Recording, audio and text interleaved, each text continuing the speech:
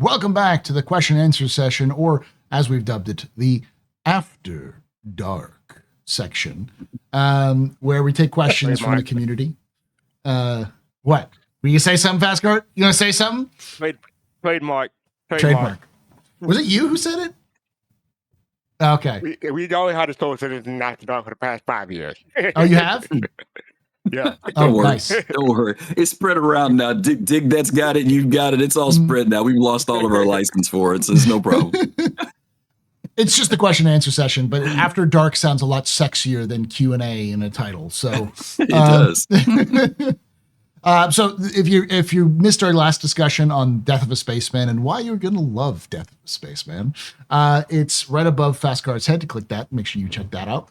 And then when this is just going to be questions and answers, questions from the stream itself. So if you're watching this live, make sure you put question in brackets to ask them. We've only got a handful of questions, which is good so far, but you can also do this on YouTube as well if you're on YouTube. You want to ask some questions. I'm double check, make sure YouTube has done so. It has not. So, all right. With that, let's get started with the questions. Starting with Stakeroo, who asked, can someone make a clone of your imprint and be able to put it into a different body? And can it be done while you're still alive? No. On both cases, no. I think that's taken from Carbon. Altered Carbon. What's the name of the TV? The Altered Carbon. I think that's where that's from. Yeah. So yeah, no, you can't. There's no cloning. There's no cloning. You're not actually, when you regen, there's not like a closet of you, like in deep freeze or something like that. You are printed on a need by basis. So, and because of the way that the system works, the imprint system works, they've tried to print new person out while you're still alive, and it just doesn't work. It just fails. You print you, yeah, but you're just brain dead. So it doesn't animate. When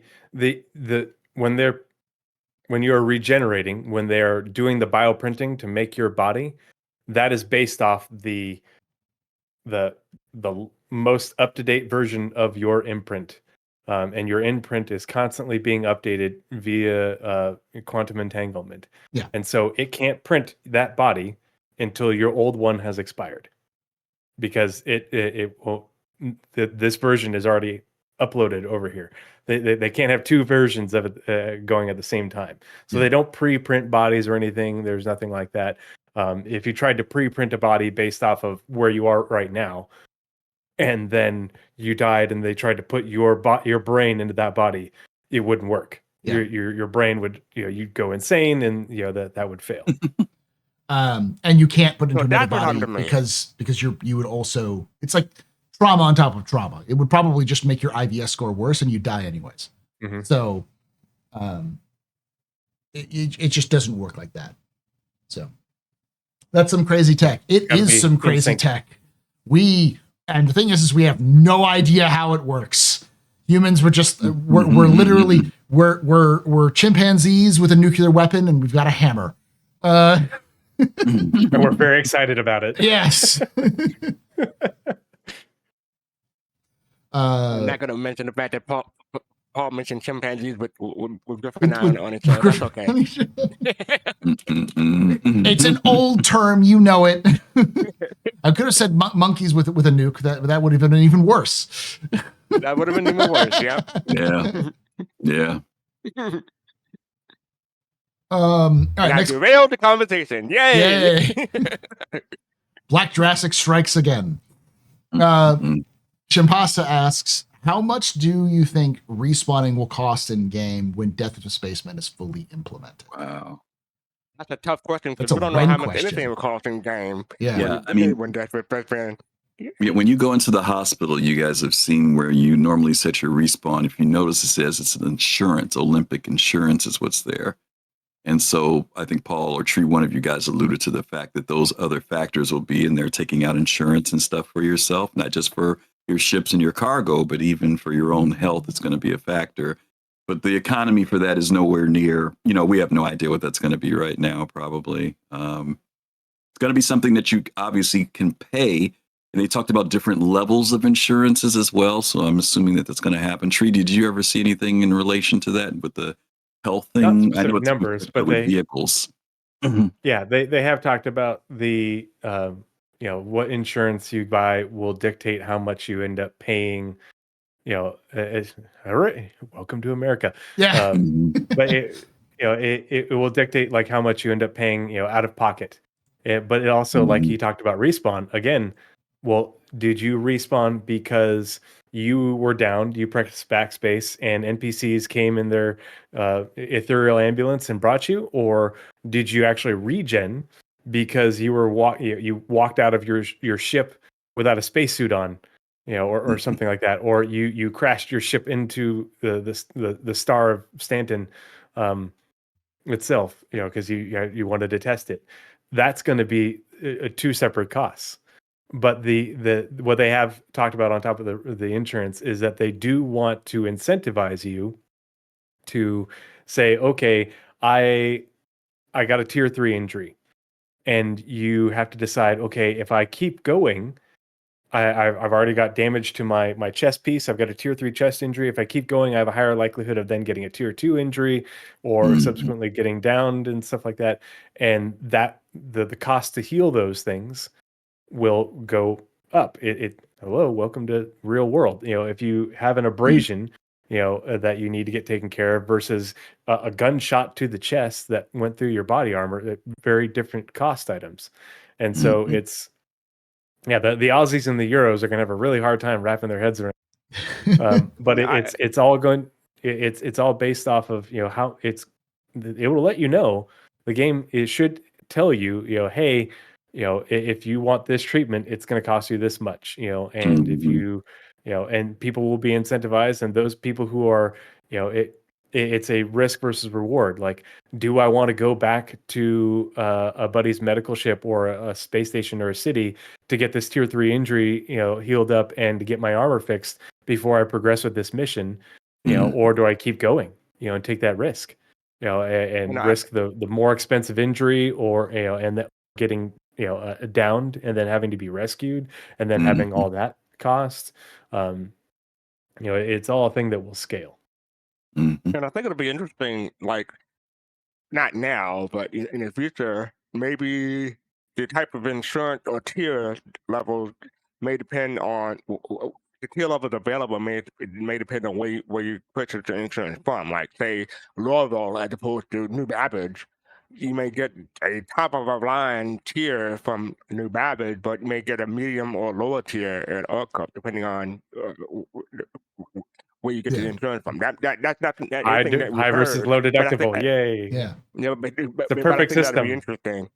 Yeah. So there might be insurance things where you pay a higher monthly fee to regen, or to where the regen is less, or maybe even it covers all of your medical expenses. So if you go into a hospital that it's free, but you're paying more up front, so you're basically betting on yourself getting hurt more.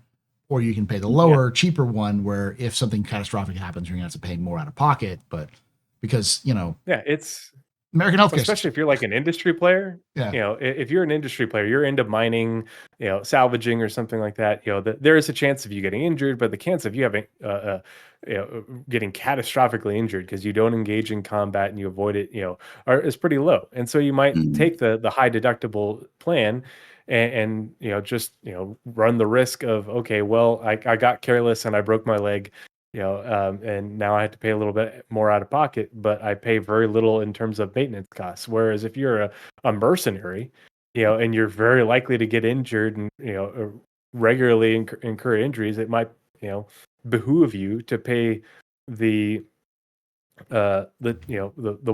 plan where it costs you more per month, but at least you're not shelling out these huge costs every time you get a tier 2, tier 1 injury, because you pushed it too far and your chest armor got shattered and you took a 7.62 to the chest, because that's what we're looking at.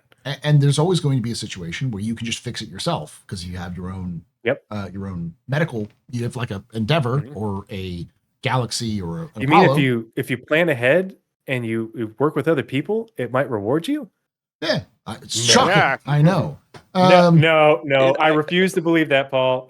I want to know. But that'll still cost you resources, right? As Griffin was pointing out, like those little Mhm. slots, you're Yep. still going to have to pay for those resources ahead of time. So Right.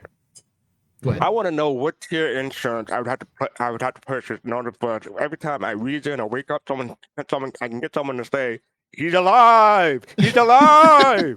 If CIG doesn't have something like that in game, I swear to God, there's because that's just a good joke. That's just a good joke. And that's a low hanging fruit. Yeah. Well, the like I've turned it into a I'm gift. surprised they didn't do that in that new trailer that they had, the scary one with the doctor. yeah. Mhm. It's like when you unthaw in some cases, you have some guy going, welcome to the world of tomorrow, a Futurama reference. But yeah, so the other thing to keep in mind is that it's also going to be variable in terms of regen, because with regen, if you missed your arm, like if your arm is gone and you regen and you had a replacement, when you regen again, you're going to still have a replacement, and it's probably going to cost you more because you're going to have to rebuy that replacement entirely. And I don't know if CIG is going to go this depth, but they could also say you regen without taking the limb, and then you have to like go find your old limb and reattach it to your body so you can be cheaper on it. You literally start looking like Frankenstein with scar tissue on your arms. Or you have you get the cheap replacement because and then you're going to go find your body and then get your more expensive replacement and bring it back and then reattach the more expensive replacement so you can reuse it. That's going to start being a thing as well, because you're not going to just pop back with that limb. You're going to have to pay for it.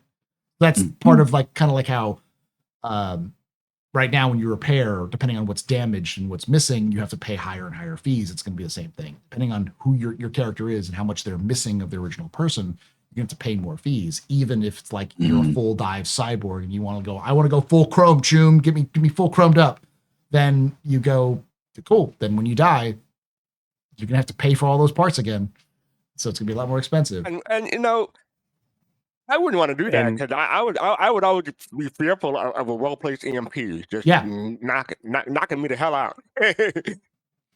All right, next question. And all this cost stuff is reflected by IRL. Yeah, like, that's true. Yeah, this is how it works. My question they to don't you even guys, have to invent it. Oh, go ahead. No, my question to you guys is, how do you see? We were talking about the little sprinklings of things that CIG is implementing that's leading toward this. Right now, we have this storyline with the regen crisis going on, right? Are you seeing that as also being a factor, that there's scarcity, that maybe the prices for regen will increase because if there's not enough materials being brought into a certain system or a certain area, that now players exponentially will have to pay more money, or that frequency? Do you think there'll be some type of in-game impact of resources not being provided for regen? I can see them saying that NPCs may take a week to regen as opposed to being entertained like a player.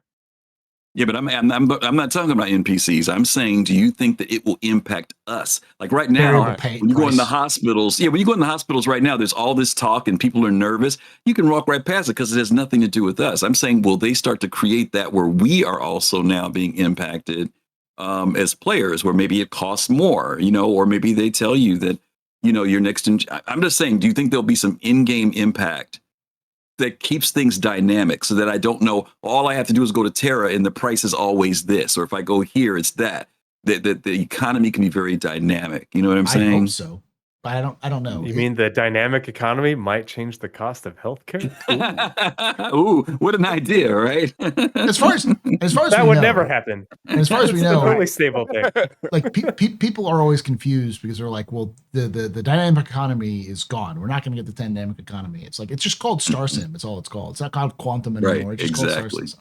Another thing that CIG has not backed away from, one iota, but everybody thinks that because they're not working on it right now, that CIG we haven't gave heard up. them working on it. Yeah. They said the opposite, the literal opposite. What were you going to say? Go ahead. What is it? They're focused. It's just the one thing that's. I'm sorry. I was trying to hear what Tree was saying. Fatscar cut him off. What was he saying? It's just the one thing that's. People think that the dynamic economy is going away because they're not working on it, and they said it's in a stable place, but we'll come back to it when we're ready. And so people think that they're giving up on it, and they're like, no, they literally said they're not. They'll come back to work on it when they're ready to work on it. But the dynamic economy, if regen requires resources, which we know, if the healing aspect of healing your characters and stuff and treating their injuries and their symptoms requires resources, if all that requires resources and those resources become scarce where you are due to in-game whatever, net price go up and prices will change dynamically. And so it's one thing if you are crafting them yourself, you might have to might be able to weather that storm a little bit. But if you're going to the clinic at the station just like everybody else, 99% of the population, congratulations, your healthcare costs just went up regardless of whether you're a mercenary or a salvager. And so it's something to consider, and plan for. And people do that in real life right now, regardless of what they're doing.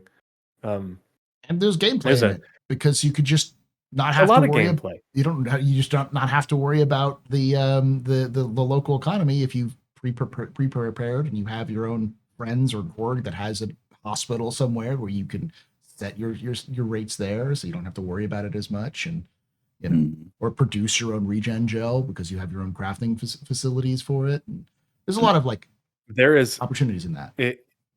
And people are like, well, what about pyro? What if I'm exploring in deep space? And it's like, what do you think people do in real life? This happens in real life. This is a real life thing, and a massive, many hundreds of billions of dollars industry in providing healthcare to people in remote places doing things that aren't safe.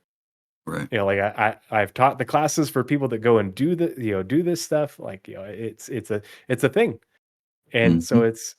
You get rewarded for being prepared, and in real life people are penalized when they're not prepared, and it costs them a fortune. It's a thing, but because people aren't exposed to it, they can't imagine how this is. Like CIG doesn't have to invent anything; they just have to gamify what happens in real life, and it's really easy to gamify. All right, let's move to the next question. Serious Fun asks, what does the death of a spaceman system imply about legacy and identity in the Star Citizen universe? And how might that shape emergent storytelling or role-playing culture among players? I don't think it's really intended in terms of storytelling necessarily. I think it was always intended as a consequence system, but it does leave for interesting storytelling in the sense that the hope that CIG has said in the past was that they want players to feel connected to their character. They want their character to not die. And, the big death. And they want the like scars and the prosthetics to be like almost badges of honor, to be like, I have been around long enough to get these things on me to show that I'm still around.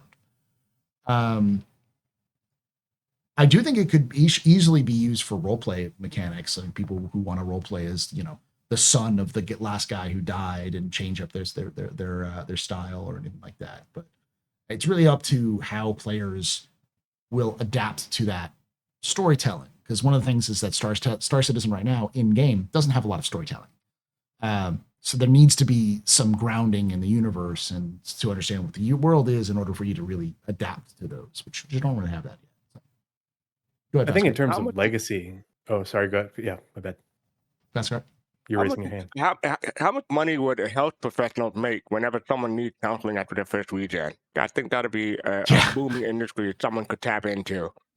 Go ahead. Well, the best part about that is that one of the side effects is amnesia. So you can actually lose memory from it. So yeah, it would be like having to be like the traumatic reality of like waking up and not remembering the last 3 weeks. Be like, I don't know how I got here. That was a great short story. I highly encourage everybody to go read that one. Yeah, there's actually a short story that Tree's referencing it. I forgot what it's called, but it's on the Jump Point. It's about a woman who wakes up. Yeah, wakes up. And is like, wakes up and they're like, you were a regen. And she's like, last I knew I was on my ship. How long has it been? And they're like, yeah, it's been like 2 weeks. Where are my friends? Yeah, where are my friends who were on the ship with me, And so it's like, classic Memento style story. So I think in terms of legacy, like if you think about how they want us to be able to add to the Galactopedia, you know, when you discover things and you're exploring or whatever, if your character is known and you've got a lot of Galactopedia entries and they're, you know, they're tagged with your character's name, you know, F your mom, you know, 42069 Yeah. XXX or something. And then suddenly, you know, you run out of regens, you know, you bought the big one because you pushed it too far in your exploration. And now your Galactopedia entries go to your next of kin who has a different name. Well, there goes your legacy. You know, it's not tied. That's someone else. You know, and you're like, oh, well, yeah, that was me too. And it's like, no, it's somebody else. Well, yeah, that was me, but I had the big die. Yeah, okay, sure. You know, there goes your legacy. You hear that, Elizabeth? The big one is coming. I'll be the one. Didn't even think of it as that one. Sorry. You said big one. It triggered me. Griffin, anything to add for that? Like, what do you think? How does this imply about legacy and identity in the Star Citizen universe? Yeah, I mean, emergent storytelling. I've been curious about the whole legacy thing. Like, what is the meter that says we have impact in the universe? I know that there's a lot of things that have been talked about that. You know, the idea of finding something like, you know, Tree was mentioning about whether it's you stumble across some anomaly in space. Some people were looking at being able to name locations after themselves, or some act that you do in the game. I'm curious to see if CIG will implement things like that. I mean, to what degree? You know, if they will, and to what degree. So I don't really have anything on it. It'd be great to know that something could be named after someone. I know that in Eve, when there's certain battles, they get named after certain things like that. Yeah. Not every battle gets that, but some do. So it'll be interesting. What are those things that the narrative team does decide to incorporate into the Galactopedia? Maybe some effort of someone who's the first person. Like when folks first went to Pyro, what was the guy's name? He had a funny name. The first person that went through the jump point, you know. I remember his name. I can't think of it. It wasn't defensive. Trash. But it was something like trash. it was like can trash or something. It was something like weird. Oh, right. Yeah, you know, Mr. Trash. Mr. Trash. Yeah. So it would be cool to see like little things like that happen that they can implement, that people could actually do something and be recognized in the game from a lore standpoint. I think it'd be very cool. Yeah, no, I'm looking at it. His name was Mr. Trash. And listen, that's not the weirdest name. I could see that as being an NPC name in Star Citizen. There's some weird NPC names which are just like CIG was just like they understand their community, like, you know. What's the one from Guardians of the Galaxy? Taserface, you know, kind of stuff. I expect those sorts of things. All right, next question. This is for Tree from Gin and Tonic. I think you already answered it in there, but I think this is a good one to talk in just in general, which is, who was it that said all bed tiers were always meant to be respawn beds? And do you have the documentation to prove the gaslighting? And so we weren't gaslit because everybody's like, well, Richard Tyrer said one thing. And when Jared was talking about this after the whole Nursa debacle, he was referring to, and he said Richard Porter, and I forget Richard Porter's title, but he is also involved in gameplay design and all that. But he's not Richard Tyrer, and Richard Tyrer was the one who, when the Cuddy Red came out, they made it that you know, the Cuddy Red initially couldn't, or I forget what it was he said exactly, but you know, he always said that, you know, the Cuddy Red was never intended to be respawn. Tier 3 beds were never intended to be regen beds. You know, and since then, you know, like we've talked about with friction, the game has too much friction. And so we need, you know, all beds to be respawn beds, because otherwise, you know, if you could only respawn at, you know, a city, it would take forever to get back in the game when we still big die in a lot all the time. But yeah, that was the issue, is people mistook what Richard Porter said, and he didn't say it to us. It wasn't something that was player facing. It was something that Jared said that Richard Porter said, and we barely know Richard Porter, but we remember what Richard Tyrer said very clearly, and Richard Tyrer is the number 2 in the company. Yeah. And that's why there's a big disconnect. And it's like, well, I'm going to go by what Richard Tyrer said, and what Richard Tyrer has said repeatedly over what some random dude, in gameplay design is thinking about, And it's also important to note that CIG is filled with 1,000 people. So, yeah. Gin and tonic. I have the link somewhere. I can go find it. Jared said it on an SCL. He was talking about Richard Porter is the one who said that, not Richard Tyrer. Richard Tyrer, didn't change anything, and Richard Tyrer has been consistent around Death of a Spaceman repeatedly, and that's why I'm very firm on it. Is because if this is Chris Roberts' baby and Richard Tyrer's baby, and they've been firm and consistent with this over and over and over again, even if it's been in recent memory, because they're not working on it, they didn't back down. They haven't changed their minds, and so, the buck stops with them. It was posted at one point, though, that the tier 3 beds were not, and tier 2 beds were not meant for regen or respawn, that the only one was going to be tier 1.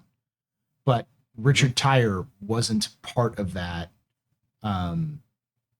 conversation back when they originally were talking about that in 2015, 2016, because I don't think Richard Tyrer was brought on board or was even in a position of power. No, Richard Porter. Richard Tyrer, when the Cuddy Red and medical gameplay came out and that changed, he reiterated, because people were like, well, wait a minute.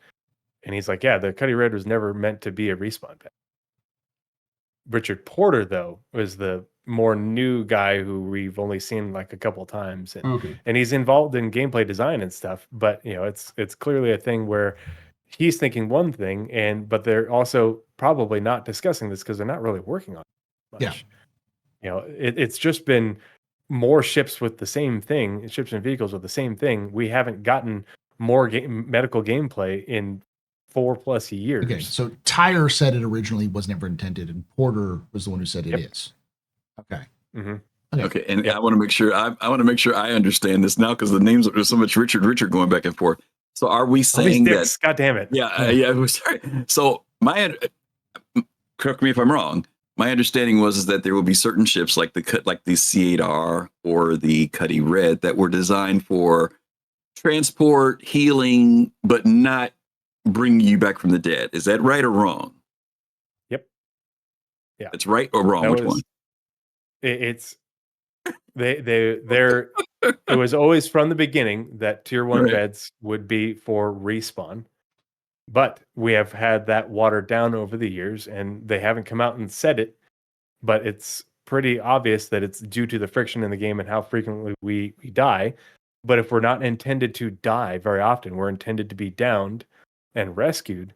We need medical beds for medical. We don't need medical beds for regen very frequently. And so regen capable beds should be infrequent. Now, what should be a common thing as well is the availability to update your imprint. That was one of the things that came out of the original regen lore, was that imprint capable scanners.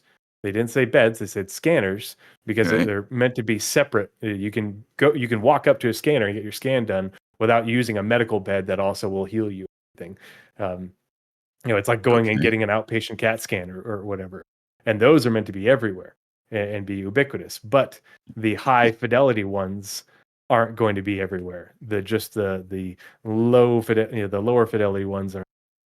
But if you want to really go get a really good imprint and really maintain your 42069 IVS, then you got to go back to the big hospital, which again reflects how things go in real life. Got you. So if I'm incapped, injured, broken arm, broken leg, whatever, type 2, type 3. But if I'm dead, we're talking about hospital, we're talking about an Endeavor, we're talking about an Apollo with a tier 1 bed. Is that right? Yep. Yeah. Okay. And that's the thing is CIG's being cagey recently about it because of what Richard Porter said, because of the whole NERSA thing. That's how it was always described before that. And that's how and they sold ships based off of that. Yeah. And that's where I think the big rub is like, you sold ships and this is in the Q&A and people bought this based off of this. It's like, it's, if they're going to stick with regen and healing the way that they've sort of described it, even in a little bit, they simply don't need to do that. It doesn't need to be a thing, but it does for now because we're still fucked right now. Right. We're not even near the state where like the whole idea of Death of a Spaceman is a serious contention. It's just CIG keeps talking about it because they're really excited to get into it, but they need to get a bunch of other things in the row before they can get to that. Yeah. We've got probably 2+ years before all the ship stuff that makes it so ships don't go big boom. Yeah. And so we can't have this the stuff for your character if your ship still goes big boom. Which I mean, it has gotten a lot better. Like you find soft death ships everywhere. Yeah. Right. And like as an example, during all the Invictus stuff, with the sort of fighter academy things, I went and did all those missions, a whole bunch, just because I don't fly dogfighters. I don't fly fighters. But I was like, yeah, this will be a good opportunity to go practice these and play around with them. I got soft death a lot on the higher tier ghillie missions. And I thought that was great. And you found so many wrecks of ships that were soft death. I was flying around just yeeting the weapons off of them, and stuff, because I was like, this is the way it's meant to be. It was a really good example. And those were fighters, not lots and lots of fighters that suddenly you just that happened to me a lot. Yeah. All right, let's move on. Snakeru asks, is there a limit to how much reputation you lose? Imagine someone who let's just say has really bad luck. Do they lose their reputation all the way to 0? Possibly, but I doubt it. I mean, you'd have They said you would take a reputation hit, is what they said. I don't remember them saying you'd lose everything. Well, I mean, if you could just continue to do the big death, if you just power die I see what you mean. Could you go down to 0? And I think the answer is yeah, you could, but I don't think CIG is going to build the system in where that's possible. Again, the consequence, the idea behind the system is consequences, not punishment. It's not sitting there being lol, get good, son, and then just punching you in the face repeatedly for hours on end. It's the idea is for you to get punched in the face and learn, stop getting punched in the face this way. In the face.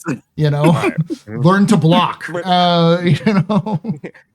But more to the question, I don't see them like, I don't see CIG taking like a whole number to reach that reputation. I see it being more of a percentage or a fraction. So I could see it more approaching 0, but never actually being 0. Like a progressive reputation tax. Yeah. If you have great reputation, you take a big hit. If you have low reputation, well, it's next to nothing. Yeah. I can see that. I can see it be like a percentage, like 5% of your reputation. If but I don't see it ever becoming 0. Put it that way. You always have some kind of fraction of 0, but they don't want you to get negative. Fraction of 0 is still 0. No, I'm kidding. So limit does not exist. We don't know. Like there's that is one of those things where CIG has said you will lose a portion of your reputation. That doesn't necessarily mean that you could get negative rep. It doesn't mean and I think that's indicative of the problem in terms of the mentality. The idea of Death of a Spaceman is not to make it so that you have suffered so much that's going to happen. Because people think right now, I die, I regen, that's a completely new character. No. When you regen, you just have a hit to your IVS score. We don't know how many times you can regen before you have the big death. And based off of CIG's own sort of design around this, it's probably going to take you're probably going to have to really try to have the big death very quickly. It's just right now, your ship explodes because you look at it wrong. That's why we don't have the IVS score and the regen system in as the way they want it to be, because it's just not, they can't get good data for what that IVS score tweak is going to be. Don't think of it as like, I'm just going to die because I die. Right. Yeah. If we're still falling through the rabbit hole to the center of the planet, like Alice in Wonderland, on a regular basis. Like, we can't have these nice things yet, but once they address that, like in so many other things, then we can start to have these things. But yeah, and they've had false starts on this before. Yeah. They've talked about it. They talked about, like, we're going to get started. We're going to get started. And then they just, whatever reason, probably they brought the idea forward and the other team leads were like, are you fucking serious right now? No. Like, not ready. Yeah. Paul, I have a quick question. I know we're over an hour into this show, but what does IVF mean? Because it's not it's definitely not in vitro fertilization. So what is that? That's IVF. IVS. Yeah, it's IVS. That's no wonder. Yeah, it's. I've been hearing impairment, so that's why. So what does it mean? It means imprint viability score. So it's just a score they give you based off of how good your imprint is. Because every time you die, deteriorates. You deteriorate because if you Okay. took a bullet to the face, that's going to be pretty traumatic watching yourself die, or having the feeling the bullet go into your skull and killing you, and then waking up with having remembered the feeling of the skull going through your brain is probably going to be fairly traumatic. And this is something that I forgot. I wanted to mention earlier, but I forgot. Chris Roberts literally said that if you take a railgun to the face or to the head, you'll probably lose that character, or have to. That's one of the things that he said in 2021, 2020, 2020. One of those videos. That's like flying in front of an Idris railgun and hugging the railgun as it fires, kind of thing. Like, you got to be real stupid to end up in that kind of situation. If you think about it, like, the system doesn't allow a challenge? it, but when the system allows for it in a simplified way, in order to be downed, you'd have to take, like, say 100 points worth of damage, based off of, the damage that gets through your armor, from small arms and things like that. But the threshold for to go big die would have to be like 100,000 points of damage. Yeah. So D&D rules. You have to be like negative double your hit points in order to actually, be dead. If you exceed 100, you're downed. It doesn't matter how much you exceeded 100 by, you're downed. But until you exceed it by, 10,000, you don't big die and regen. And that's a very oversimplified system, but that's, in essence how it would work is, that they would, you'd have to go through all these modifiers to take an insane amount of damage. It's one thing if you're butt naked running around in your underwear and you get hit by a railgun in the forehead, then okay, yeah, that would meet that standard. But if you're wearing armor, heavy armor, then sweet, it mitigates it and you're downed. But if you're wearing heavy armor and you get hit by an Idris rail, you're gonna, regen and big die. Yeah.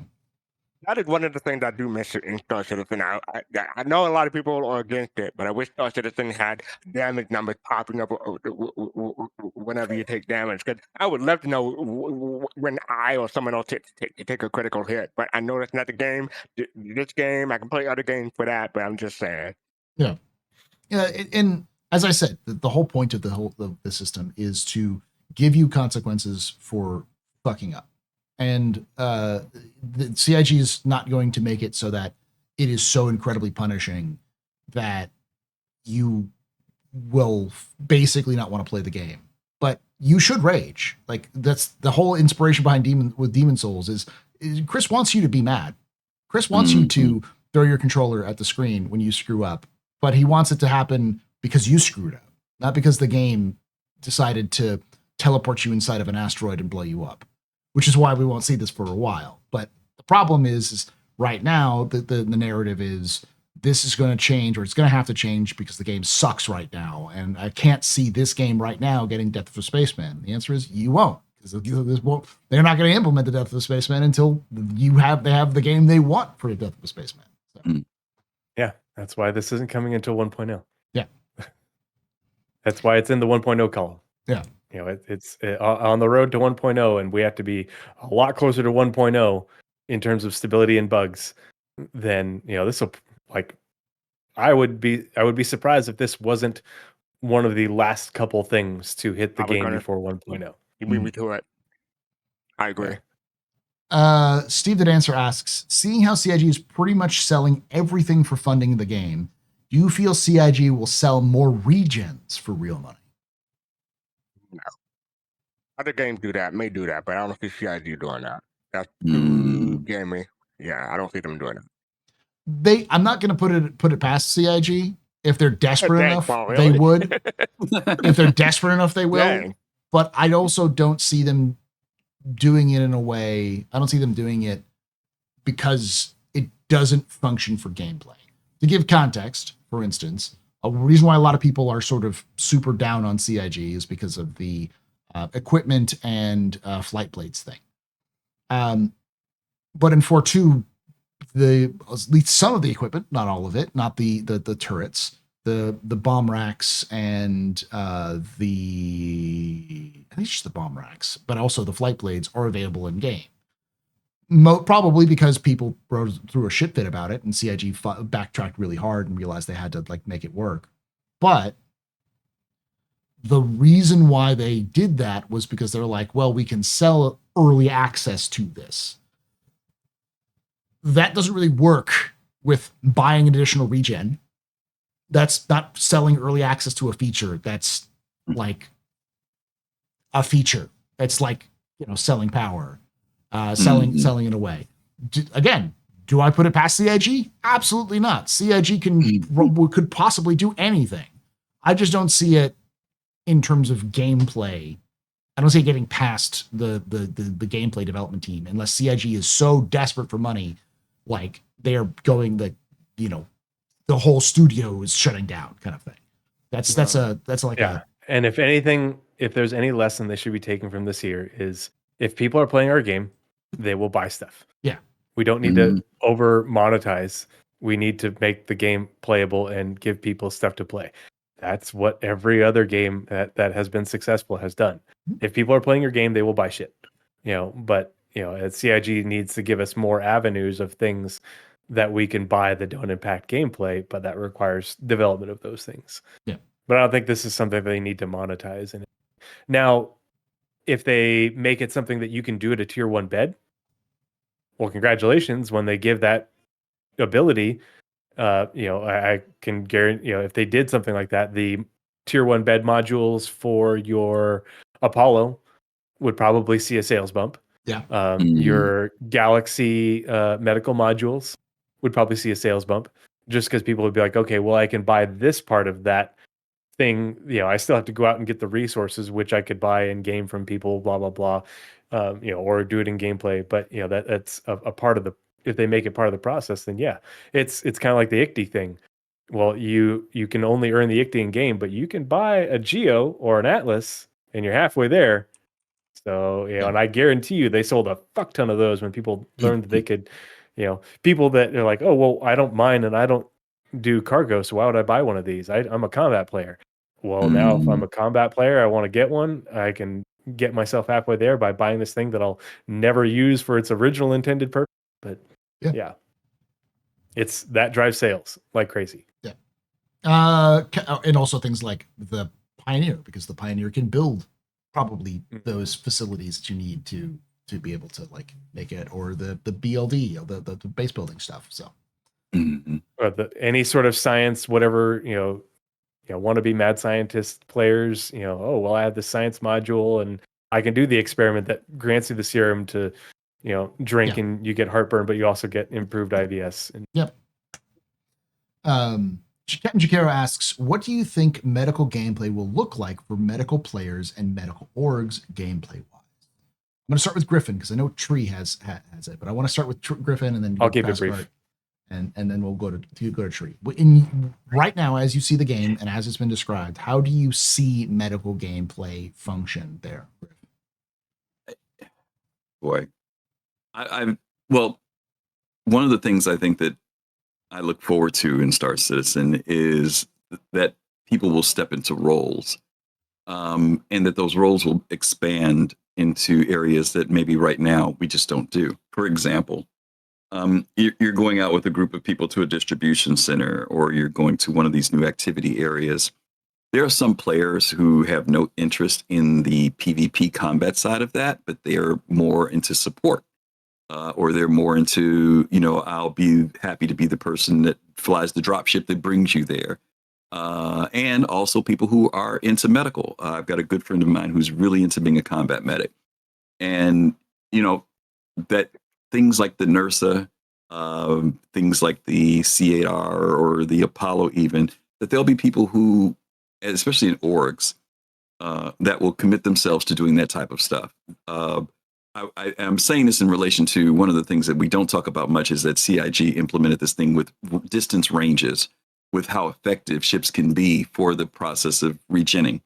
And so I think that when those start to become much more important, you'll have people that will sit in that NERSA or drive out in that NERSA, and when needed, they'll be there to actually operate even the equipment, so that you have to have someone who does it. I know there's the automation side of it, which we do right now, but the fact that we've got those standalone systems inside of those vehicles where someone is there to operate them, same thing in the hospitals, that there are players, I know it seems kind of crazy to some people, but there are players who actually look forward to that being their gameplay. I used to play Star Wars Galaxies, and there were people who were doctors, quote unquote, and they never left their planet. They never left their house that they built because people came to them to get certain items that were crafted. When they needed to be buffed, they did that, and that's how they made their money. I'm hoping that CIG creates mechanics that there will be some people who that's what they're going to do when they need to make money. Instead of going out mining or salvaging or doing a mercenary mission, they'll make it by working in the hospital, or doing something, research, whatever. So to me, it's not there yet, but we're starting to see where it can become a reality in the game. And I think that those players that quite often have tried to find a place for themselves in the game where, man, I'm not really a great ace pilot, or I'm not really great at, shooting, but I am cool that if you need me to drop down and do something or drive over and heal people, I'll get into that. So I'm kind of looking for that kind of gameplay to start to slowly come to some people that want to do that, because I'll do that type of person. I'm that type of person that has no problem sitting in the vehicle or dropping down to pick people up. They say, "Hey, we need to dust off in 5 minutes." I'd be excited to do stuff like that. Bhaskar, how do you envision I'm going to yield to Griffin and Tree on this one. Medical gameplay. I have no idea. My dream would be a tribute to StarCraft, that someone saying, "Where does it hurt?" whenever someone needs healing. But you can still do that. That's not going to happen. Tree? I put a link in to a podcast segment I did on this where I explored what they could do in the future. And in summary, I think people who, and Paul, you joked about this, talk about like Surgeon Simulator and stuff, and people that want something like that, I think are going to be disappointed. And I hope that they're disappointed, because I don't want that level of detail in the game. But, and the example I always use is mining. And with mining, you are, trying to you keep the wavering bar thing in the green. And depending on how, I don't know the right verbiage, but some rocks are more difficult to keep in the green than others. And you can use all sorts of different things in order to make it easier to keep it in the green, or to get a better yield, to reduce the risk of this and that. That's how the medical world sort of works, and that's what my job is. A lot of my patients in real life are unconscious, and all I have is I can do a little bit of assessment to them, but I can't talk to them and ask them questions. But I've got them hooked them up to machines that have UI on them, and so this is the goal of the UI team, in order to project UI and VFX and AFX that creates an engaging environment, while also communicating to you that you need to do this to keep this bar still in the green, or it's green here and then yellow farther out and then red, and then black, and depending on how good you are and how well equipped you are, will determine how easy it is, or what level, what color your healing and treatment is, and that will determine your payout. That's what I expect for both, because it's really treatment of symptoms, which is what we have right now with tier 0 medical gameplay, is we have symptom treatments, and that's what a combat medic does. Is my job as a combat medic is to the motto is sustain fighting force. And so what your goal is, if somebody takes a hit, and they've got that injury and those symptoms that are impeding them from, continuing to play the game, you treat the symptom and they keep going until they need to get treated again, Mhm. That's how that works. We already had that. It's a great system. It's gamified what happens in real life. What Mhm. we need is for medical gameplay with the healing of the injury to be something like mining, except for, we have the resources that we talked about putting in the beds. You got to have the right resources. You got to put them in at the right time and in the right amounts in order to, heal that burn, regrow that broken bone, restore that gut shot liver or something like that. And they have to balance it in a way that it doesn't take too long. If you think about how long it takes to break a really difficult rock, a big one, with multiple people working on the lasers, well, that's a tier 1 injury to me. Mhm. And that would help to incentivize you to not get a tier 1 injury, to not keep pushing it. But So Nick, can I ask you a question, Tree? So are you saying that yeah, in the, hopefully I'm hearing you correctly, you're saying that that would be for someone who is into medical versus the player doing it themselves? In other words, the player themselves can do that temporary thing like we do right now. We can drug Yep. ourselves to kind of get us through. But if we really wanted to get that help, there's a benefit to either bringing someone with you that can run the medical thing, or you would go to a hospital later on and yeah, get fixed exactly. up. Is that it? Yeah. Yep. Okay. And Yeah. how many of I like those that. people, if you think Mhm. about it, kind of like, remember when they talked about engineering Mhm. roles of people doing engineering? Same Yep. thing. You've got a Same thing. combat medic, you've got a Mhm. doctor, Mhm. maybe you've got the in-game pharmacist whose job it Mhm. is to craft the things that you need to heal injuries Mhm. and stuff. Mhm. Obviously this is just spitballing, but it's the same sort of thing applies. Mhm. But if you plan ahead and you have if you're thinking, okay, we've got this mission, we've done this, we're going to be in a bunch of firefights as we're going through this distribution center all the way down to the belly of it. We got to bring a medic. We're going to take injuries, and if we Mhm. if we don't have a medic treating these things and using the appropriate scanner to do it right, we're not going to be able to finish the mission because everybody's going to be limping and they won't be able to lift their gun. Yeah. But if we bring Yeah, it a happened. medic, we can keep them going, and then we go back to the doctor and the Right. pharmacist, and we've been letting them know and sending, they've got the scans and they know, okay, Mhm. we've got these injuries. The pharmacist can craft the shit we need to put it in the med bed so the doctor can do Mhm. all it is insert, press button, because that's what I do. I Right. press a button, a machine does a thing, the UI Mhm. gets happy, Yeah. and Mhm. it stops yelling at me, it stops flashing in yellow and red. That Mhm. it is my job is a video game, except for there's an actual person right there, who And you got pale to, and gray. and there's also like, I could easily see it being in steps too, where like, Oh yeah. you have this many tier 3 injuries, go through the tier 3 injuries, or the tier 3 injuries, what, 2 tier 1 injuries and 1 tier 1, 2 tier 2 injuries and a tier 1 injury. You're like, all right, I'm going to Mhm. treat the tier 1 first because that's going to kill them. And then you go through and you Mhm. make sure you get tier 1 fixed. And then you go, okay, they're stabilized, get tier 2 and then you have like a timer, and that timer will go, further down or further up until you get all the tier 3 injuries done. And then it goes away and the person revives. Mhm. Yeah, there's a lot of great ways to gamify it. Yeah. And we know the UI people and the VFX and the AFX people can get their shit done to communicate stuff to us. I mean, it's definitely a tall order, but they've got a lot of inspiration to draw from, but it's certainly not out of the realm of possibility at all. And I'm totally on board. Like Paul, you've talked about the auto dock. Yeah. Because the beds are meant to be an auto dock. There should be a thing where if you are running around soloing C8R, Yeah. you hop on the bed, it treats your tier 3 injury, but because the auto dock did it, you have your convalescence time is longer. Yeah. The symptoms take longer to wear off versus if a player Mhm. does it. The auto dock will keep you in the orange red, but won't heal you in the green. Yeah. Mhm. Something to that effect. You got to have a player to get you to green, but the player actually has to have the right things and know how to do the gameplay. Yeah. Like there's some consequence where you're like, you have to either continue to treat yourself, and there's going to be a timer where like it will eventually be fully healed. You have to treat yourself with like, your med pen or your med gun to keep yourself functioning until it's fully done, or you just get a player who can go boop boop boop boop boop, and knows how to talk to the machine. Yeah. And all of this is what sets the stage for medic armors.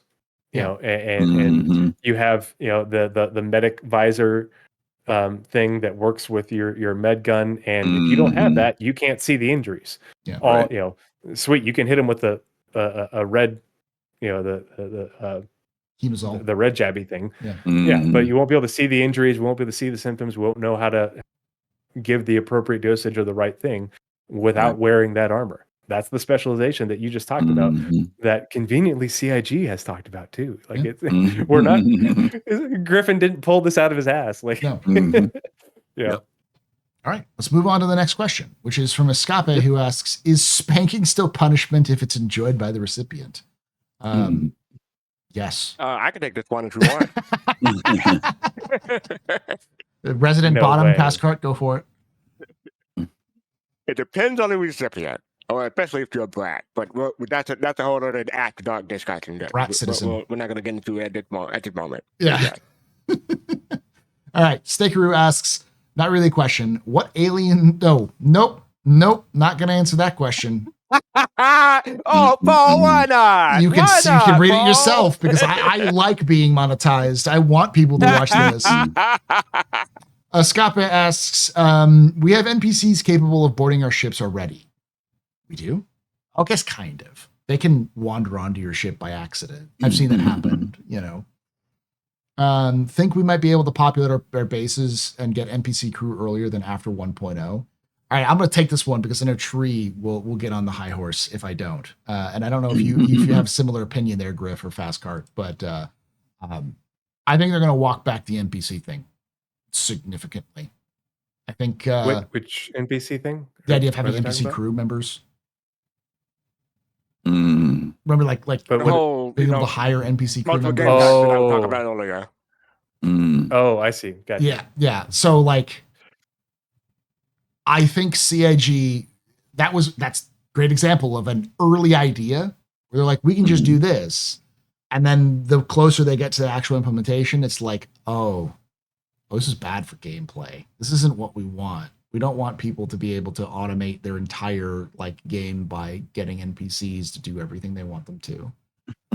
NPC AI is very taxing on server resources. Yeah. You aren't going to be able to just hire 1,000 NPCs to do everything for you, because you are taking money away from CIG.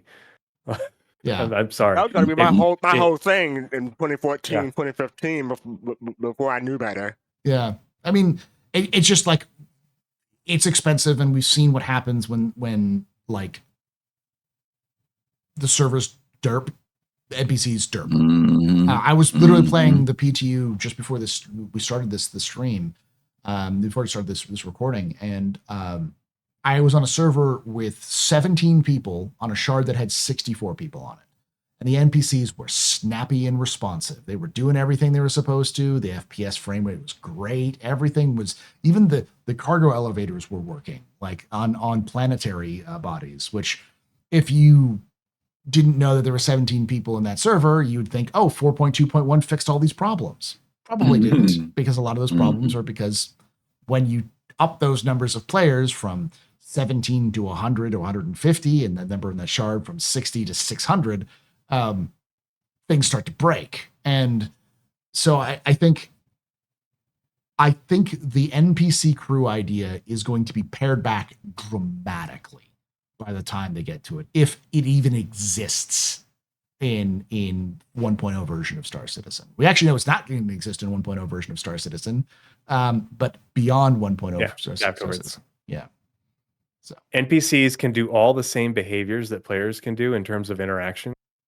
That they don't have to really even walk anything back. All they have to do is have NPC crew be governed by the dynamic economy, by the Star Sim. Because people think of Star Sim and they're like, oh, well, dynamic pricing of things. No, the economy also means the labor economy. They're simulating the NPCs. And if the NPCs that we hire are the limited number of subsumption NPCs that are available in the game, congratulations, that's what's available. And how much, what you want is going to be a limited resource, and based off how many people want it is what's going to dictate its availability and thus its cost. So that, like, CIG doesn't have to walk anything back. They just have to say that the NPCs that can do this, there's, based off the ratio of the NPC population, this is how many there are.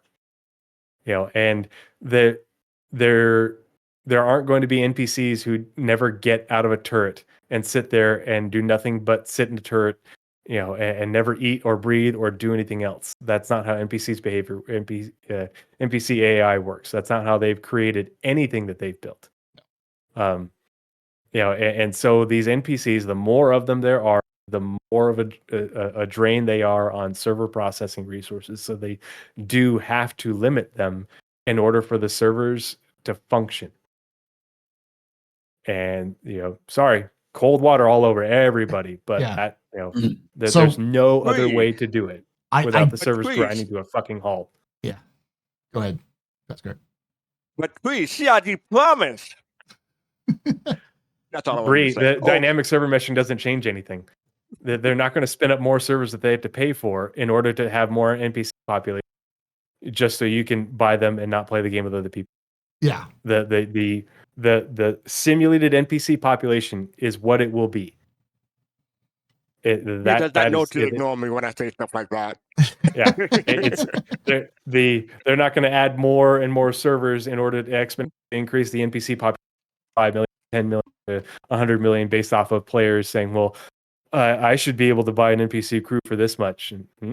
Sorry.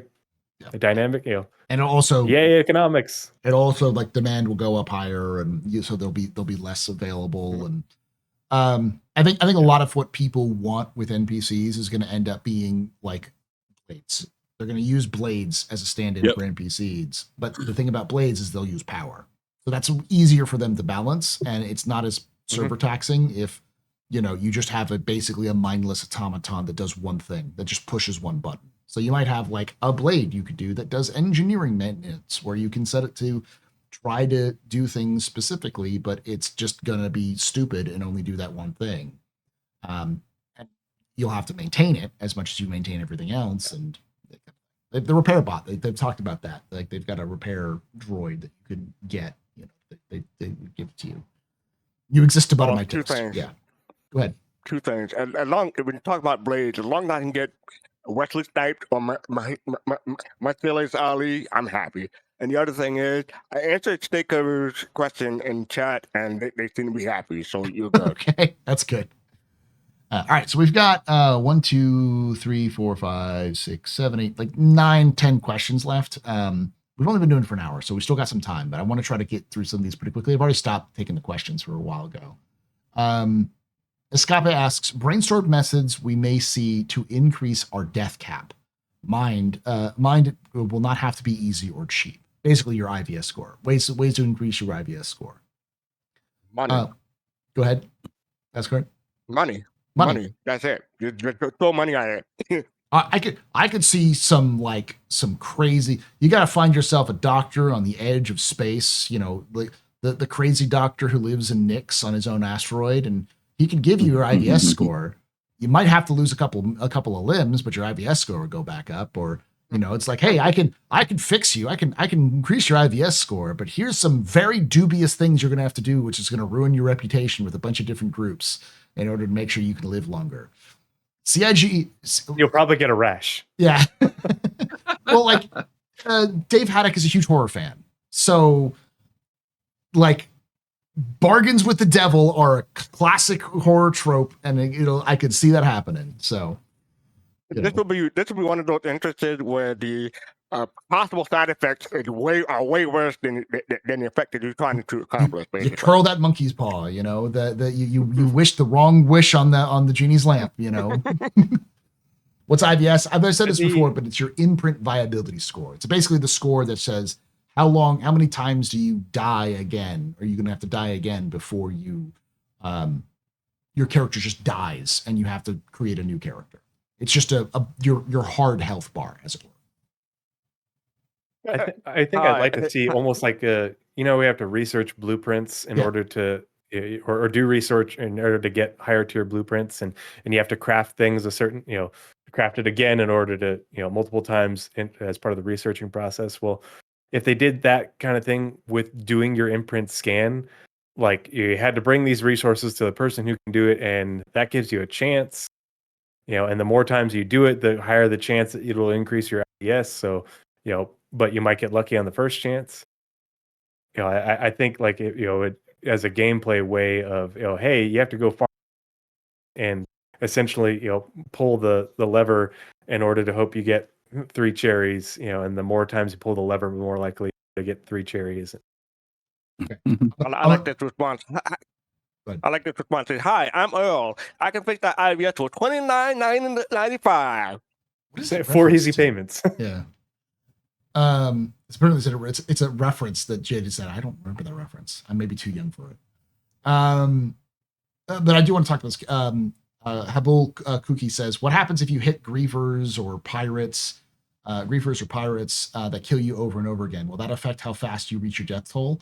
Yes. But if you constantly are hitting griefers and pirates, you should probably not be there, or higher protection. Or report them, or stay away for an hour until they give up. Yeah. Like if you're constantly being attacked, there's something that's wrong, and it's probably due to the fact that you're alone. You probably need help. And they've talked about how we don't have NPC security. There's no one coming to help you except for players right now. Yeah. None of this is going to get implemented until dynamic server meshing, and being able to press a button that calls Space 911 and space cops come to help you. Yeah. And how soon they get to you is going to be based off of, how secure the area you are in. And so if you're in orbit around Crusader, the space cops will be there really fast.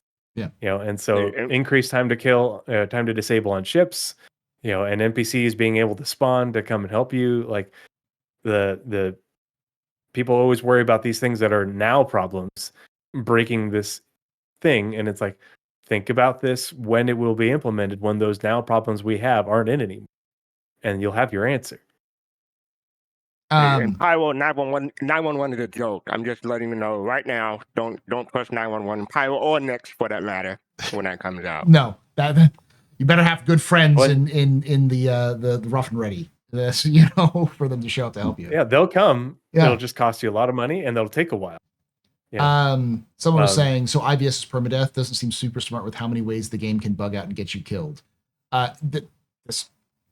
We literally had an entire conversation about this, so society can tell people came in late to the show. But the I would say, other than just say, hey, Royal, make sure you watch the rest of the show. But the big thing that we're talking about, the point where we're making is that this is not something they're going to implement until those bugs are no longer in place. Mm-hmm. But it is still going to be, and it's not really permadeath, as it were, because you have to create a new character. You'll still inherit all of the stuff that your other character had. It's just you might lose some money or some reputation. So this is one of the reasons why I talk about Death of a Spaceman, because people are like, well, didn't you do a show on this a couple months ago? It's like literally people are showing up not knowing what the hell it is. So it's important to talk about it. Yep. All right. Commander Shadowstalker asks, how do you hope Star Citizen's construction and crafting system will compare to Dune Awakening and Subnautica? Never played either of those games, so I wouldn't know. Have you played Dune Awakening, Griff? Nope. Tree? Nope. I'm watching people. That's it. I am playing a lot. Okay.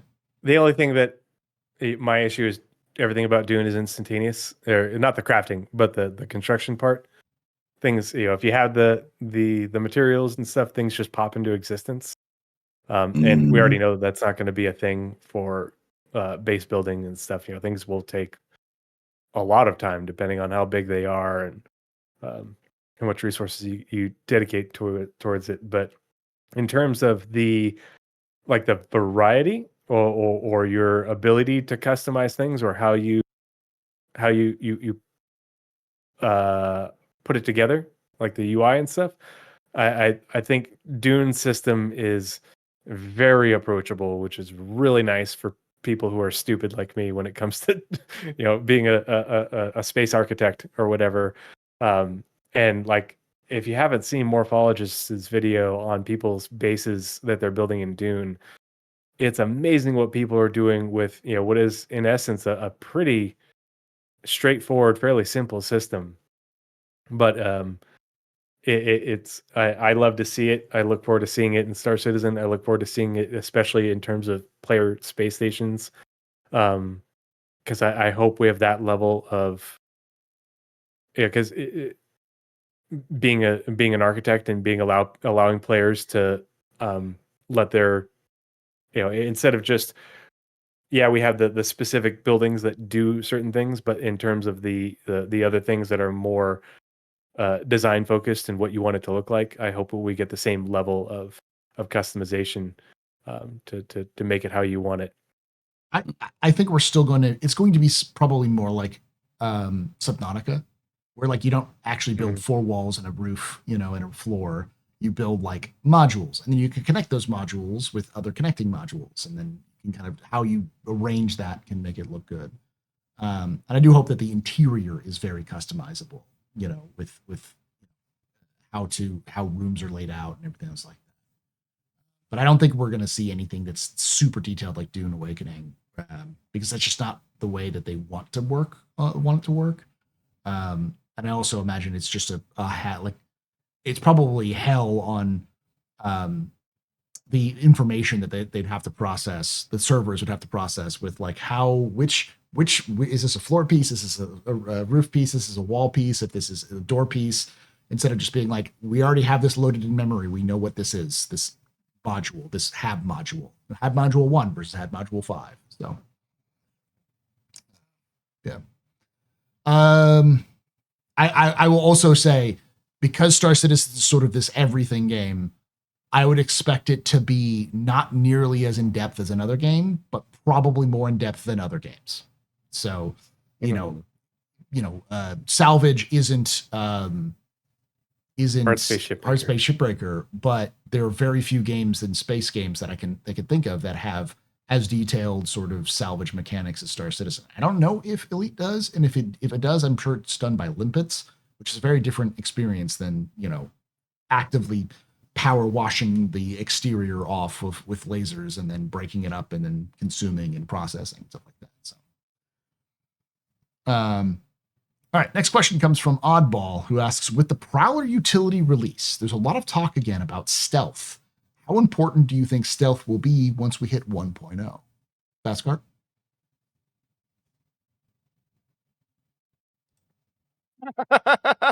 How important? Yeah. Depends on what you want to do. Like if I'm doing manufacturing and stuff, not that important. But if you're like a mercenary, pretty darn important. So it depends on the player. I know that's a cop-out answer, but it's true in this case. Griffin? Oh, how important will it be? I've been trying to, maybe Paul, this is one you can elaborate on.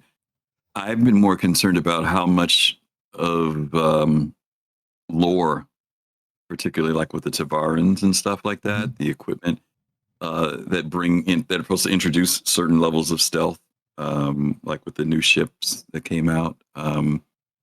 Whether CIG is going to really try to push toward that. I know just recently they reduced the cross section on the what's it called, the Prowler, Prowler, by half, and I'm curious as to see whether or not that will be a thing. And it could be not just that; it could be the Tavarans with their shields. It could be the fact that the Gravlevs with the ships like the Prowler. I think that if they do that, it will be great. Even if it's not that, if it's the Sabers, all of those. I think that those ships, and don't get me wrong, I think that players should always be able to lower things like their IR and things of that nature. But to know that there are certain vehicles in the game that have that little bit of extra that makes it worth their value, to me, will be really, really great. So I hope that it's a very real thing, that we can always do some tweaking. But if you happen to have that Prowler, if you happen to have that Saber, you get a bit more edge when it comes to stealth in the game.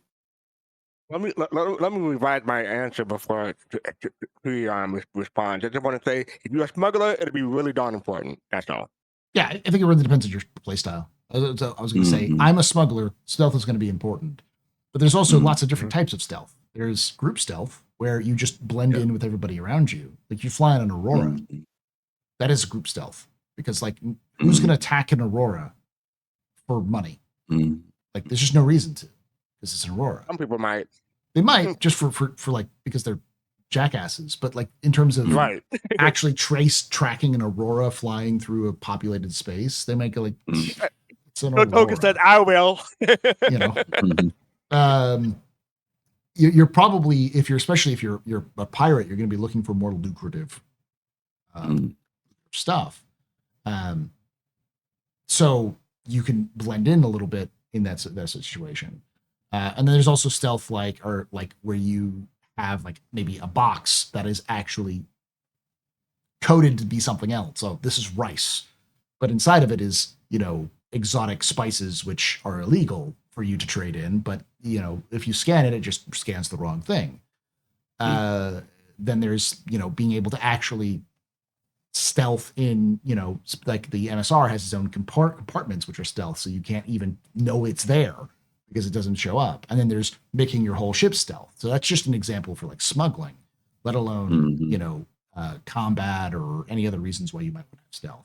Tree, how do you think about stealth? What do you think it's important? This is the beauty of Maelstrom, because Maelstrom is a material and physics simulation.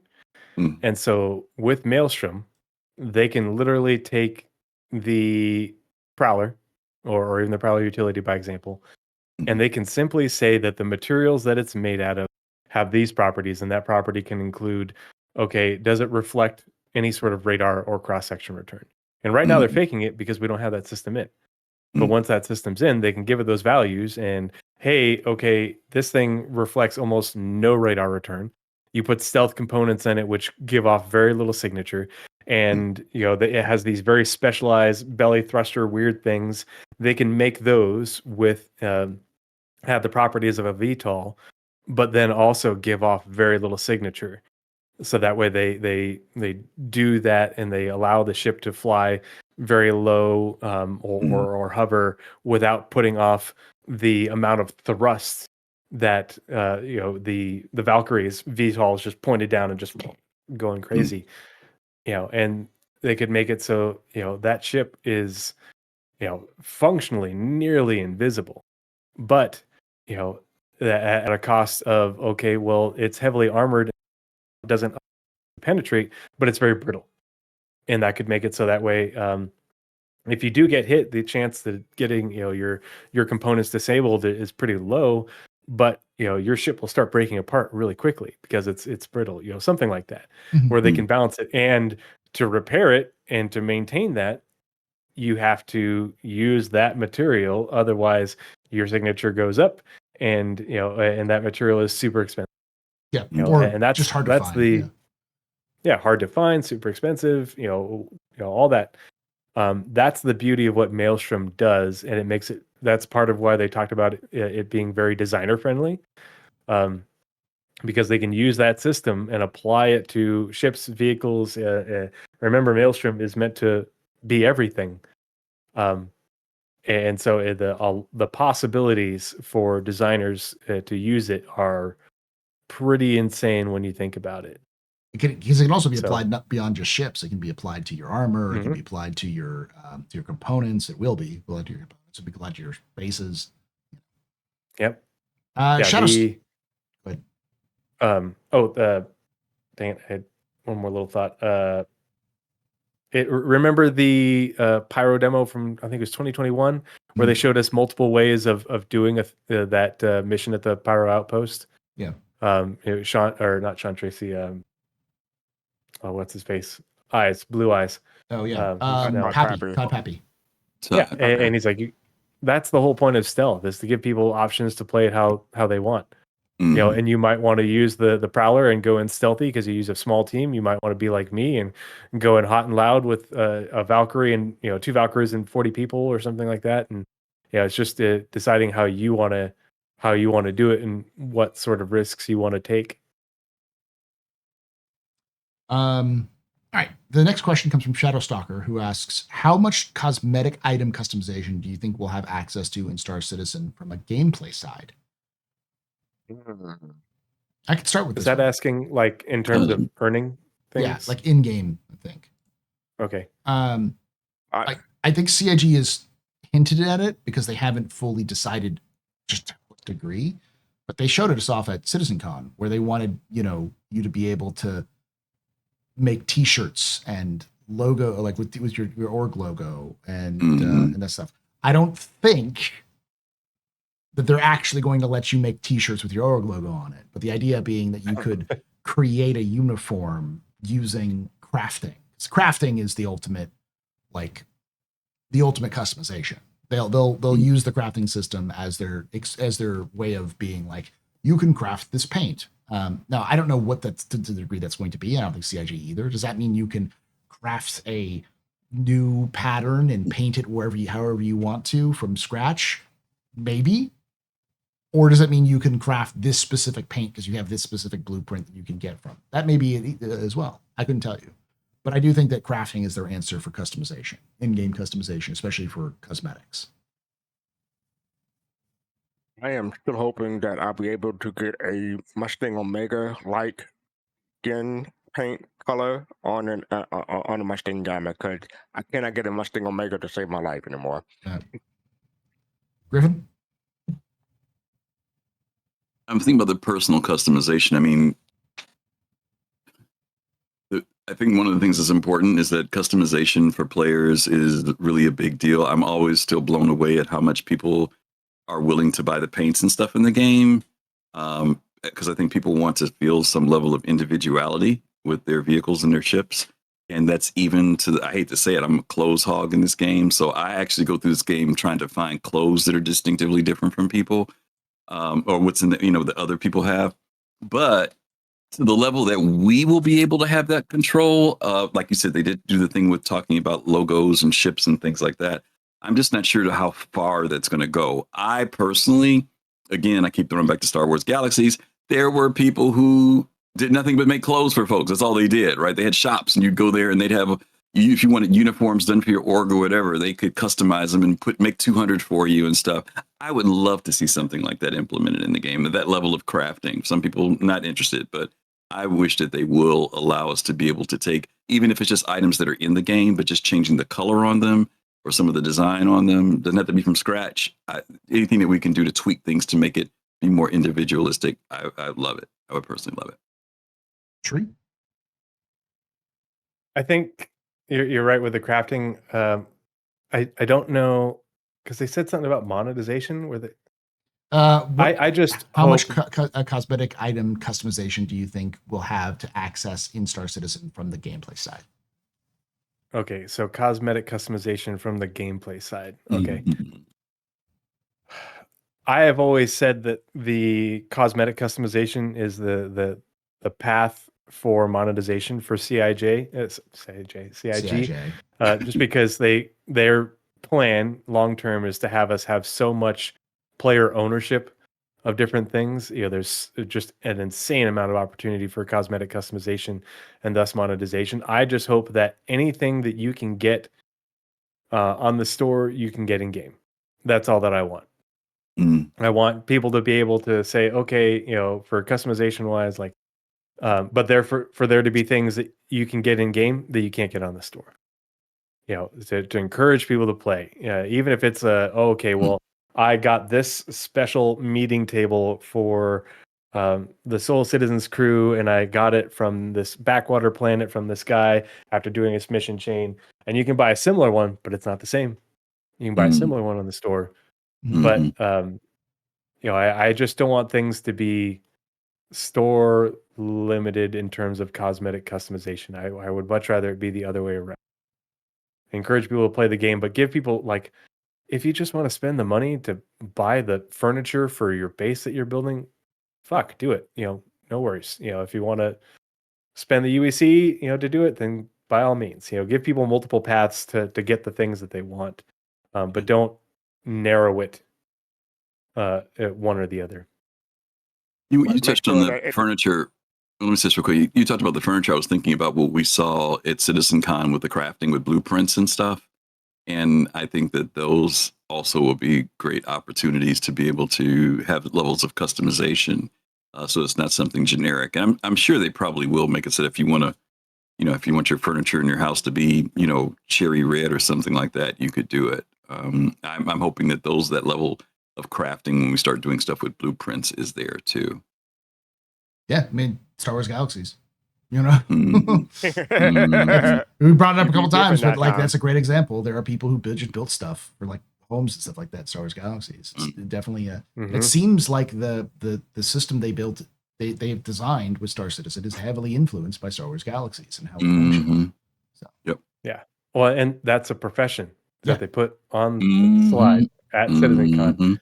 Somebody who's, I forget how they labeled it, construction or base building, whatever. And people who are into crafting, like that, just not only does that mean that you will be able to do it player facing to other players, in that economy, but it also means that there will be in-game contracts for you to do to complete that, to progress within that profession.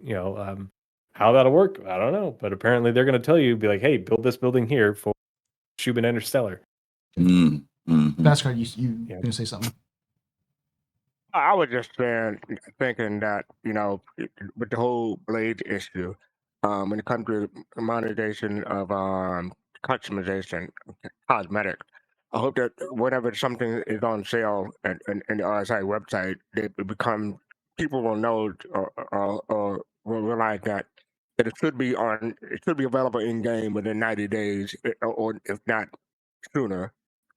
Then because we don't want another situation like what happened. But I mean, it seems that CIG follows that pattern typically. So as long as it's not a new player who wouldn't know any better, most people should know that whenever something is on sale on the website, it should be available in game eventually. All right. Next question. We've got 1, 2, 3, 5 questions left. I'll answer the easy one. Stefan Mandrup asks, wear and tear in ships will be a thing. Do you think we'll get to the point where we have to replace versus repair? Yes, they've already said that. They've said that there'll get a point where your thing is so messed up it just cannot be repaired because it's been repaired too much and they have to replace it. Dune Awakening. Much like a body. Yeah. Dune Awakening does the same thing where you can repair stuff and it'll repair it, but every time you repair it, the max health goes down. The IVF of the ship. Yeah, of the vehicle. And it's each part has its own health. Yeah, the IVS of my damn treads. And, yeah. Mm-hmm. So,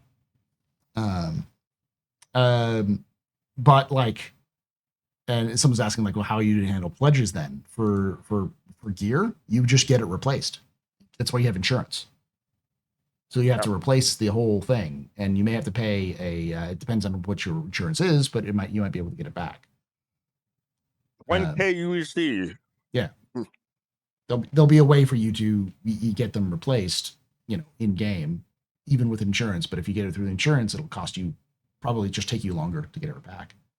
I mean, Star Wars: The Old Republic, the MMO, not the single player game, had the collector's edition, and in order to access, if you lose your item from the collector's edition, you just go to a store and it's placed and just repurchase it for in-game currency. So I can see CID doing that for stuff like in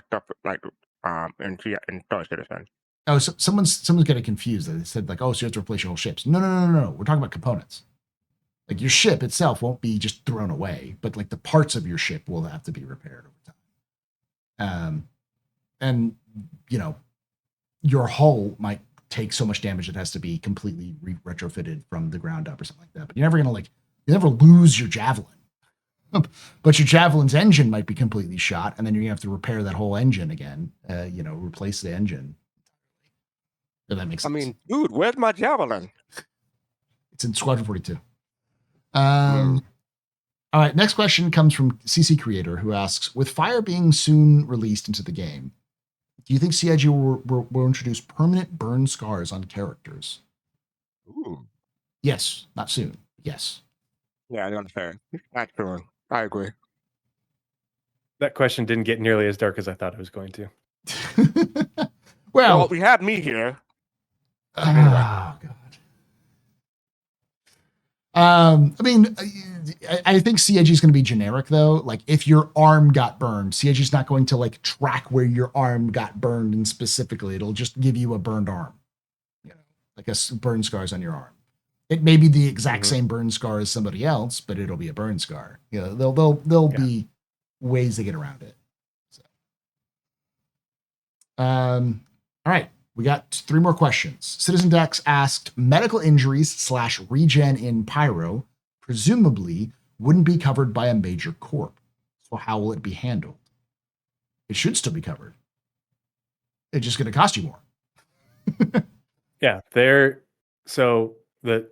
I'm gonna take this one. Yeah. Right now, in the United States, if you get hurt, you go to a hospital. There's a gazillion different healthcare organizations that cover you here in the United States and health insurance companies, blah, blah, blah.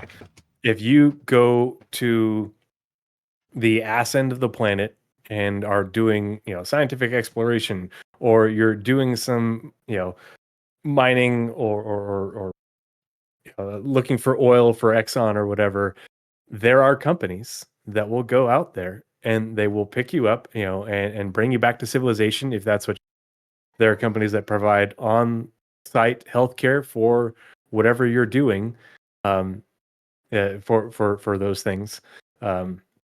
If you are a private military contractor that's in the Congo and you are contracted to protect this mine from the civil war that's going on, those people have their own medical support, out in the middle of BFE. And the people who are doing those jobs, providing that medical support for those companies, whether, and if it's same, we're going to have NPC organizations that do this, we're going to have player organizations that do this.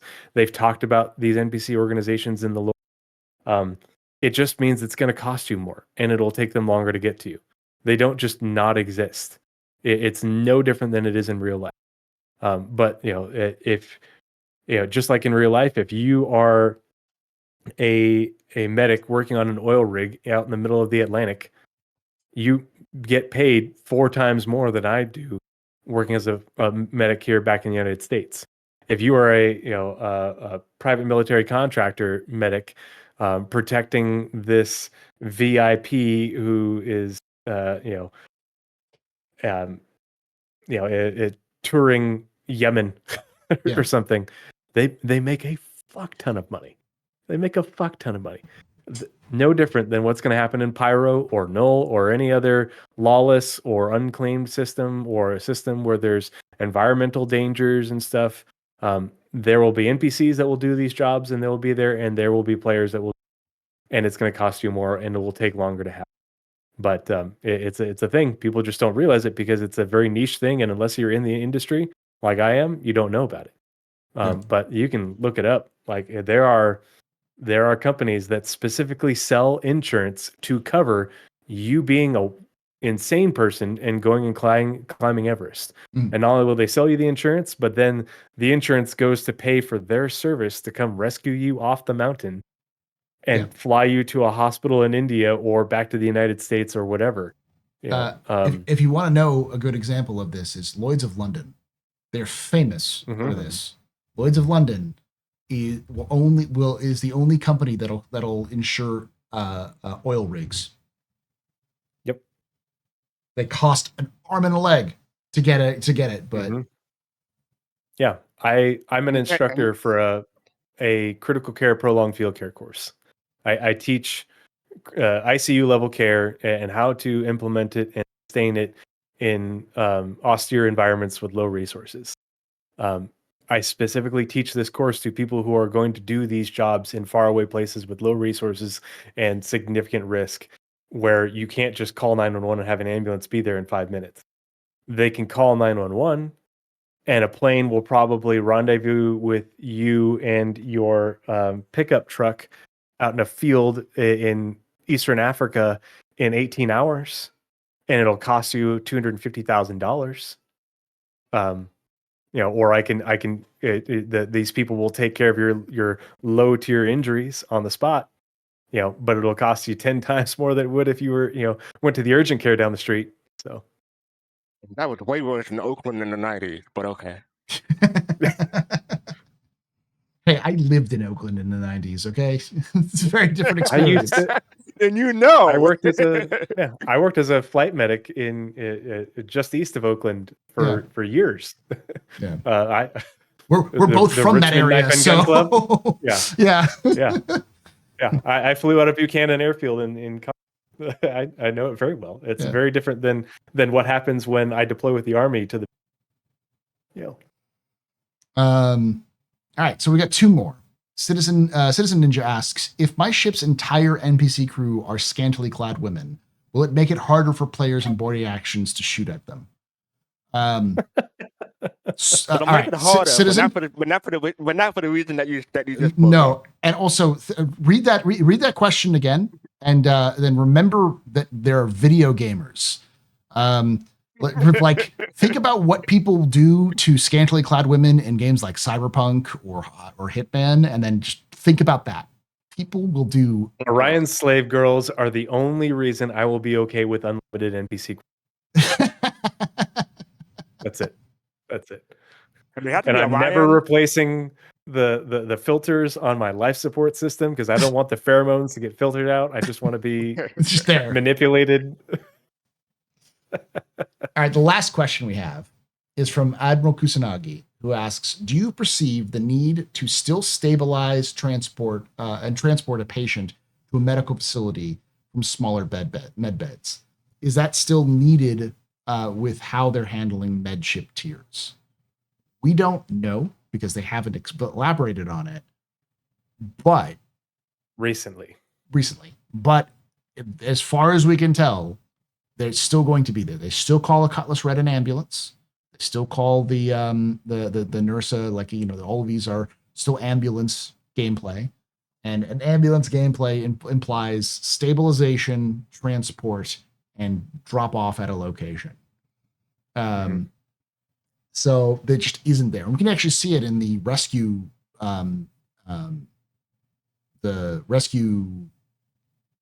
beacon loop, where someone has a rescue beacon, and what's the goal of the rescue beacon? Take them to a hospital and drop them off at a hospital. So it's still planned gameplay. I fully expect there to be stabilization gameplay where if you have a tier 3 bed and they have a tier 2 injury, you can stabilize it, prevent it from, prevent it from causing them to bleed out or something like that. We'll see how it ends up working. Function, but basically like to do what your med gun does, but better. They have said they want stabilization gameplay, but obviously we have no details on how that will work. It better be a thing.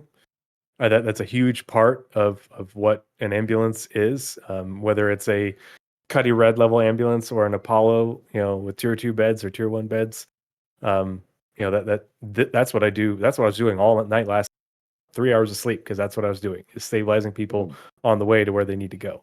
So I hope that's a thing. I think that's the most nebulous everyone drink medical gameplay portion out there versus, whereas healing is very definitive. We already have symptom treatment. They can expand that a lot. How they make that work for how you stabilize a tier 2 injury, because right now there's nothing that the injuries don't get worse over time. And so how do you interact with that so that way your tier 2 injury doesn't progress to a tier 1? How does that work? I don't even want to speculate on that, but I think that it should be a thing. Yeah, we'll see at some point. What do you think, Griff? Do you think we're gonna see stabilization still? You're muted. Okay, I'm sorry. Yeah. We were talking about the roles of ships like the C8R and the Cuddy Red and even the Apollo. I think that there's going to still be this dynamic of shuttling people. There are plenty of role players in the game that are going to do that, and I know there are orgs even that we have that are literally made up of people who in real life are in medical professions, and they're looking forward to being kind of like what they call the rats in Elite. The fuel rats. There are people that want to do medical that same way. They're neutral people. They don't take sides. But if you're having your battle out there, or you're pirates and you get injured, you call them, they will respond to you and get you back and forth. So I think that, yeah, that's still going to be a thing. I don't think that the tier 1 bed is going to steal away all of that from people. And as I think Tree has brought out before, distinguishing what it means to regen versus death is going to still be more pronounced and make those ships viable still in the game. Yeah. And one thing they've talked about is like if you're using a tier 1 bed to heal a tier 3 injury, it's going to be less efficient. Mhm. You know, it and that is meant to gamify and reflect what happens in life. You don't want to send me in my ICU level helicopter to go take care of somebody's stub toe. Right. You know, congratulations, you're going to get a really expensive bill for something that could have been handled, you know, by an EMT in the back of a pickup. And it also deals with the thing of CIG not wanting to create a meta. The tier 1 bed, they don't want it to be a meta. You know, it's got a specific purpose. I think it allows, you know, the idea of it allows for a lot of really cool specialization, because there will be people who don't want to get big into the doctor part, but they just want to be an EMT and they want to load you in the back of their C8R and see how fast they can get you to the hospital and get you yeeted onto the hospital bed. You know, it kind of like the people who speed run cargo, you know, it's like, how fast can you throw that body over there? Yep. Yeah. All right. It's something I want to do a segment on, is concepting what those missions would look like in terms of how CIG could put them together, even using what they have now, they'll have in the future. Because especially with like the comms calls and the way that dispatching works and how they categorize, responses in real life right now, I think they could make a very interesting and dynamic gamified system that makes things, you know, very engaging, both from the medical standpoint, the unknowns, because a lot of the times it is very much unknowns or information misrepresented, but then the environmental issues. You know, you have a storm appears above an outpost or whatever, and suddenly you have people get injured, and you know it spawns a medical mission that you have to fly through the storm, and you don't know how many people are injured, and you don't know what level their injuries are. But because you have all these unknowns, and it's a tier D response that has a minimum payment of X, you know, and that's how they generate the mission. You know, and I think that could make it really cool for everybody involved. No matter, you know, it doesn't matter if you want to be engaged in combat. You know, there's something for you if you're the medevac pilot. There's something for you if you're the medic. You know, the doctor. You know, yeah. Oh God, don't get me started on the spelling, Steakaroo. Don't do that. There's definitely going to be something something involved in stabilization or in midship tiers. Like I'm sure you said this when I stepped away, but the idea of, because you mentioned like a tier 1, there could be a situation where a tier 3 bed is just more efficient at treating a tier 3 injury than a tier 1 is. So like it costs half as much medicine to do it in tier 3 versus tier 1. Is that realistic? No, but it does reflect the whole, you don't go to an ER, a trauma ER when you're, you bruised a bone. You go to a basic ER or a clinic and be like, hey, can I get a scan of my, at worst an x-ray of my arm to see if it's broken or not? You know, it's not, you're not looking at like, it's appropriate use of resources. So. And it tells you what, you know, like if they had a sort of a dispatching system in game, it tells you what missions you want to pick up. Yeah. You know, if you have your Apollo configured with, you know, a tier 1 bed and 2 tier 2 beds, you probably aren't going to want to take alpha level calls with 1 or 2 patients that have, very low level injuries or something like that.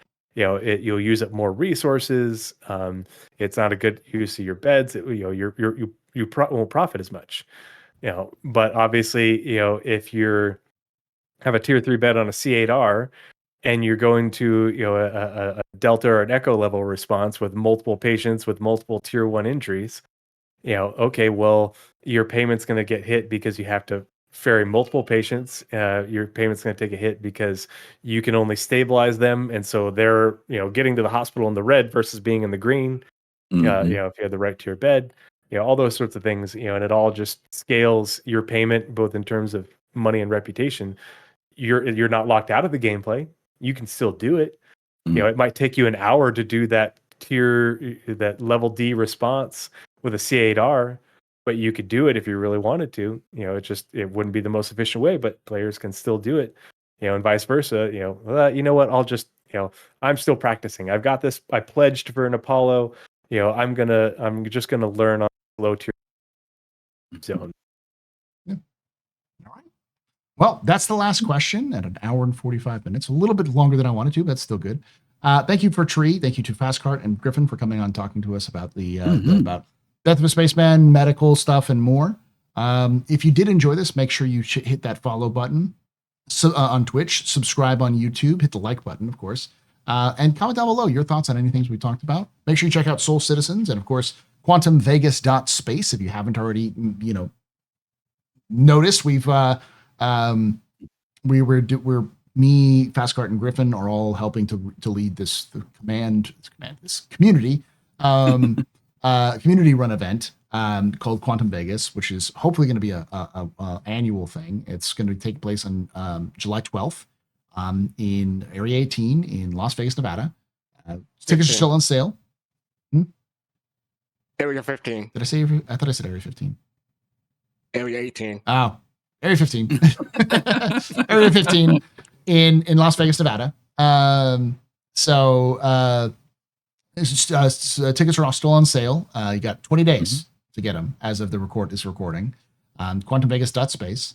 And yeah, you can check out, we'll have multiple content creators being there. We'll have lots of community members, organizations. There's a Machinima Awards. There's conversations with CIG staff. Lots of scantily clad NPC crew. Yes. That's afterwards.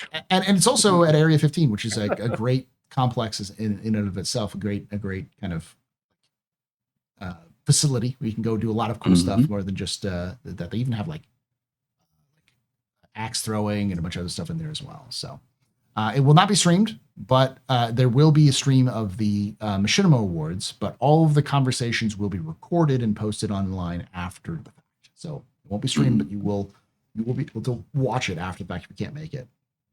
So if you want to Can't wait to see the pictures. You want to get the news straight from the horse's mouths, you gotta be there. So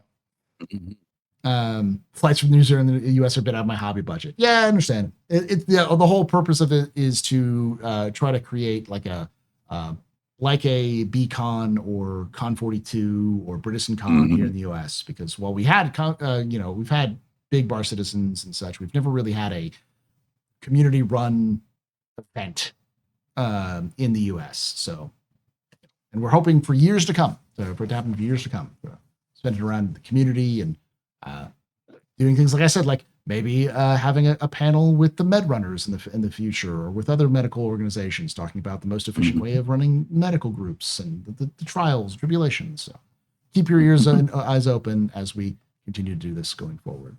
Thank you for hanging out. Thank you for watching. Oh, also check out Fastcart and Griffin and Soul Citizens. Check out Tree at twitch.tv/tree0311, as well as the Pathfinders podcast and the distant future, the Armchair Admirals and Generals podcast. And yeah, like I say every time, hope to see you someday. The Black. Something to the mind here.